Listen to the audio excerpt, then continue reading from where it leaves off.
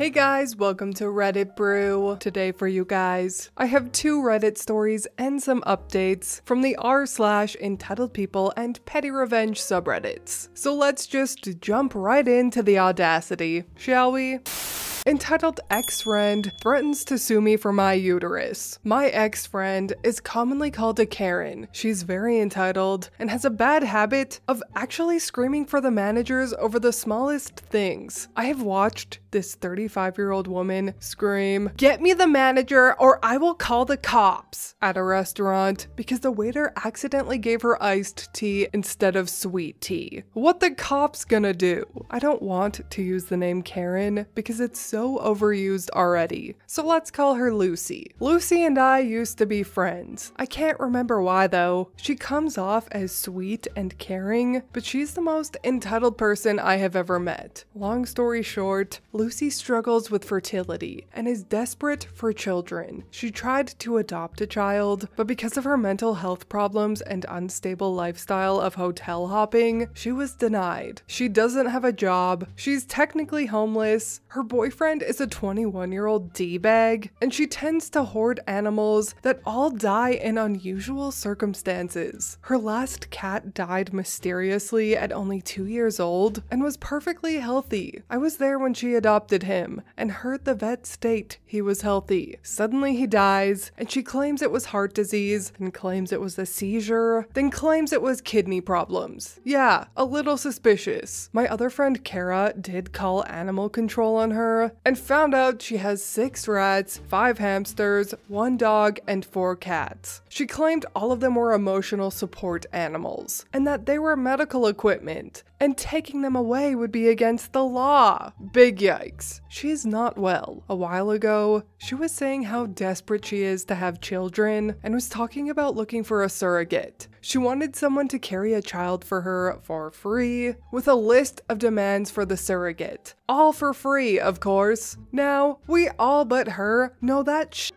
ain't free. Human incubators aren't a free service, and mistreating anyone in regards to that is a good way to be in a legal battle. I listened because, well, me explaining the truth to her would be like me placing my head in a garbage disposal. Completely pointless and 100% painful. I make a comment about how one day uterine transplants might become more successful and more common, and how great that would be. I bring it up because I'm not entirely in love with my uterus. I don't plan on ever having children, and I'm not against the idea of uterine donation. I still cannot find a doctor that'll take away my baby-making abilities because I'm too young to make such a decision. I'm 27. I feel like if I wanted to change my mind, I already would have. But anyways, that's not the point. I make the joke of me wanting to donate my uterus to someone who needs and deserves it, since I have no plans on using its baby-holding abilities. I assume it can anyways. I've never tried. That's when Lucy says, "Yeah, then I would have you give me your uterus so I could finally have a child." Now, I thought she was joking. I truly believed this was a joke. It wasn't. Lucy and I had a falling out, thank goodness, and I thought we could just part ways quietly. Yeah, she had other plans. She posts all over Facebook and tags me saying I made a legal agreement to give her my uterus or to be her surrogate. Never once did I say such things. And now she has her friends after me, harassing me in DMs for giving her false hope and mental anguish. Lucy is threatening to sue me for my uterus and for causing extra trauma by not following through. I'm just confused and baffled. I'm also curious how she can even afford a lawyer. Are lawyers suddenly cheaper than I recall? I'm lucky to have a lawyer family friend, and he's agreed to help me set up a meeting with a colleague of his, just in case this turns serious. It's doubtful it will, but Lucy is definitely having a public meltdown. Oh, and I wish this was a fake story. I wish I were lying here. But this person is not mentally sound, and she has threatened people over the most ridiculous things. This isn't new behavior for her. In the past, she threatened to call CPS on someone online over a disagreement. She bragged about doxing the person's address to me and boasted about calling CPS BS on them for spending more time disagreeing with her than watching their child. The person Lucy was threatening was a mother of a 14-year-old. It wasn't like the mother was neglecting attention to an infant or toddler or young child. Pure insanity.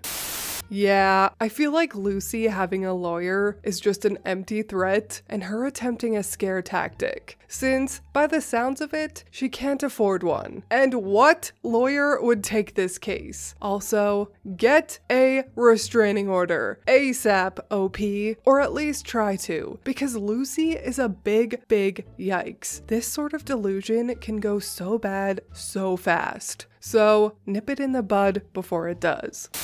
My mother is an a-hole, and I have been collecting dirt on her for years. So, my dear old mother has been my personal hell for as long as I can remember, starting from threatening to hit me with a bottle, trying to break down my door while screaming obscenities at me, to actually hitting me over the head with an umbrella, and yelling at me when I cried. I was 11, by the way. She blamed me for my sister's divorce. I was 6 at the time it happened, for years, left for 3 months without a warning, then acted entitled to my forgiveness when she came back, thrown things at me, broke 3 TVs. The worst thing is she acts like she's the best mom in existence around other people, complimenting me and stuff, and I can't have a support system because no one would believe me when I say she's awful. But I had an ace up my sleeve that I've kept for 2 years now. I secretly took videos and audios of every horrible moment and kept them in a safe folder. I had moments like the ones mentioned above, and lots more of her talking shit about neighbors / friends /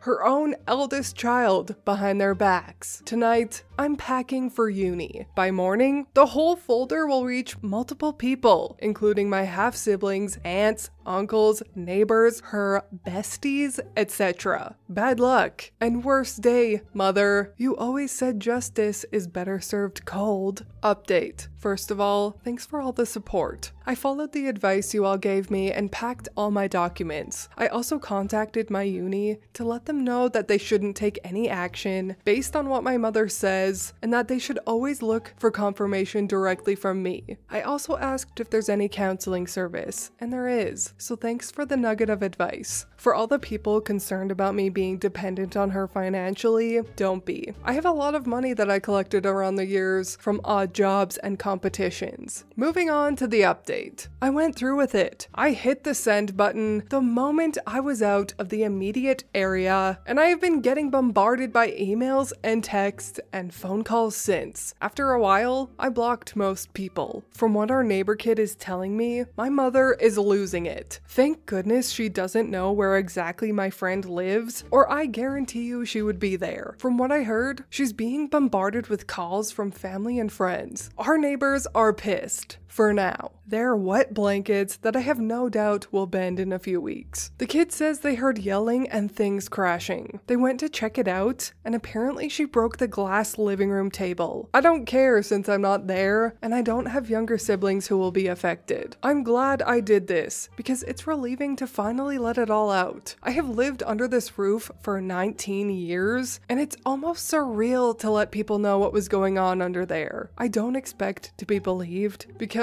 after all, they only saw the good mom act. You don't go from that to believing she's awful easily, no matter what you hear or see. But I needed to do it, for me if nothing else. It was surprising to find out that some people believed me. I went into this mostly for catharsis and chaos, but some relatives and one of my brothers actually support me. My brother even said I can crash at his whenever I need it, and honestly, I'm grateful. As for the people who told me I'm just like my mother, I will repeat what I said before. I hope you stub your toe, and then right before it stops hurting, you stub it again for the rest of forever. Have a nice day. My mother bought a whole new SIM card to try and contact me. You might be familiar with the story of my darling egg donor from my other 2 posts. Well, today she decided to waste her money on a new SIM card to try and get in touch with me. Read, yell at me, and threaten me. It was a bit funny. I answered it, and the moment I heard her voice, I took one of my friend's cats and sat him by the phone and waited. He was confused as to where the voice was coming from and tried to eat my phone and then meowed at it. I think she noticed I wasn't going to say anything and she hung up. I have now blocked the number. I think my best advice for this could be keep recording these antics, OP. Change your number ASAP, but in the meantime, keep letting General Mittens answer the call and record every encounter. Your mom deserves this public exposure, so the more evidence, the better. For the people that don't believe you, forget them. This situation is going to show who your real people are. So just go no contact with all parties, stay in therapy, and move on and don't look back. I wish OP the absolute best, and I hope her mother reaps what she sows. I hope you enjoyed these Reddit stories or got some value out of them. If you did, please leave a like and subscribe. I truly appreciate when you do, and I will see you in the next Reddit story. Bye!